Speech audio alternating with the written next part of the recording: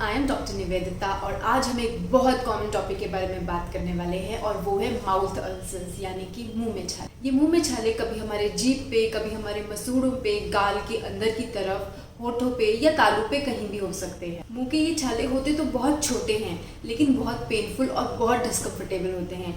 ये हमारा बात करना, खाना पीना सब मुश्किल कर देते हैं। मुंह के छाले नॉर्मली सेंटर से वाइट या येलो कलर के होते हैं और उसके आसपास का जितना भी टिश्यू होता है वो रेड कलर का दिखने लगता है।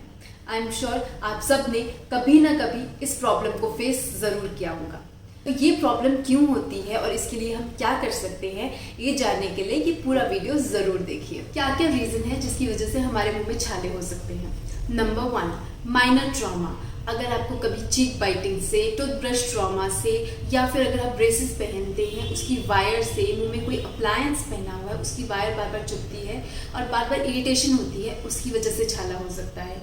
अगर आपने बहुत ज़्यादा गर्म या बहुत ज़्यादा स्पाइसी खाना खा लिया है उसकी वजह से आपके मुंह में अल्सर्स हो सकते हैं। Next, vitamin deficiency. अगर आपकी बॉडी में vitamin B12, vitamin B9, vitamin C और आयरन की डेफिशिएंसी है तो आप देखेंगे कि आपके मुंह में रेपिटेटिवली अल्सर्स हो रहे हैं। लाइक एक अल्सर ठीक होता है और कुछ टाइम के बाद दूसरा अल्सर आ जाता है।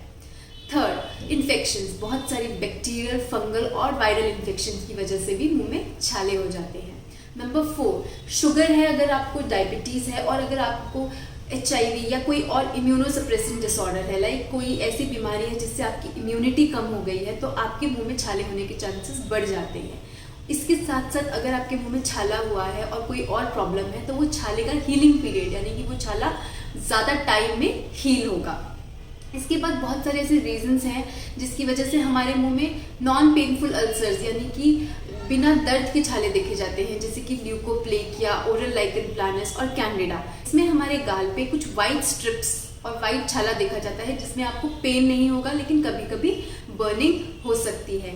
And last but not the least, oral cancer. Next हम देखते हैं कि इनकी ट्रीटमेंट के लिए हम क्या कर सकते हैं। सबसे पहले तो घर पे हम क्या कर सकते हैं। नॉर्मली ये जो छोटे माइनर एप्थे अल्सर्स होते हैं इनके लिए ट्रीटमेंट की कोई ज़रूरत नहीं होती। ये 1 से 2 हफ्ते में खुद ब खुद ठीक हो जाते हैं। क्योंकि ये बहुत डिस्कम्फर्टेबल होते हैं इसलिए हम कुछ चीज़ें कर सकते हैं घर पे ताकि हम इसके डिस्कम्फर्ट को कम कर सकें। सबसे पहले तो घर पे अगर आपके घर पे शहद है तो आप हनी का यूज़ कर सकते हैं। उस छाले पे आप हनी लगाएंगे तो हनी से आपको छाले का दर्द कम होगा और आपको एक सूदिंग इफेक्ट मिलेगा। सेकंड, आप टर्मरिक यानी कि हल्दी का छोटा सा पेस्ट यूज कर सकते हैं।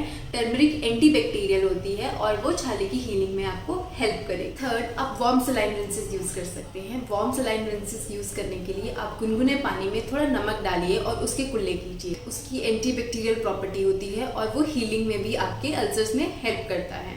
नेक्स्ट, आप एंटीबैक्टीरियल माउथ वॉश का यूज कर सकते हैं जो आपको किसी भी फार्मेसी में अवेलेबल है। 7, आप स्पाइसी और हॉट फूड खाना अवॉइड कर सकते हैं। अगर आपके डेंटल ब्रेसेस हैं तो आप डेंटल वैक्स, ऑर्थो वैक्स लेके अपने डेंटिस्ट से वैक्स लेके अपनी वायर्स पे लगा सकते हैं जो आपको बार बार चुभ रही हैं। उसके बाद आप एंटीसेप्टिक जेल का यूज़ कर सकते हैं। एंटीसेप्टिक जेल्स लाइक रेक्सिडीन, गमेक्स, ये ऐसे जेल्स हैं जिनको आप अगर अपने अल्सर्स पे लगाएंगे तो वो सूदिंग इफेक्ट देते हैं और अल्सर्स की हील होने में हेल्प होती है। अगर आपको ऐसा लग रहा है कि आपका एक अल्सर ठीक होता है फिर 1-2 महीने में दोबारा एक अल्सर आ जाता है तो आप अपनी ब्लड इन्वेस्टिगेशंस करवा सकते हैं। अपने विटामिन लेवल्स चेक करवाइए। अगर उसमें आपके विटामिन लेवल्स कम आते हैं तो आप डॉक्टर से उसका एक सप्लीमेंट लिखवा सकते हैं। क्या क्या वार्निंग साइंस हैं कि आपको अपने डेंटिस्ट को दिखाना चाहिए।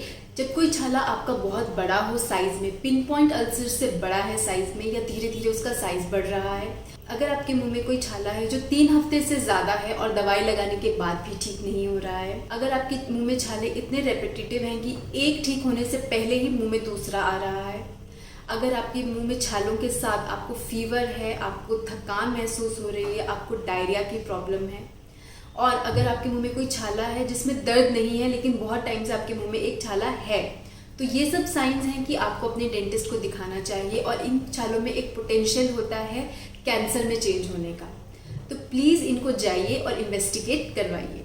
अगर आपको ये वीडियो अच्छी लगी है, इन्फॉर्मेटिव लगी है तो प्लीज़ लाइक कीजिए, शेयर कीजिए और सब्सक्राइब कीजिए।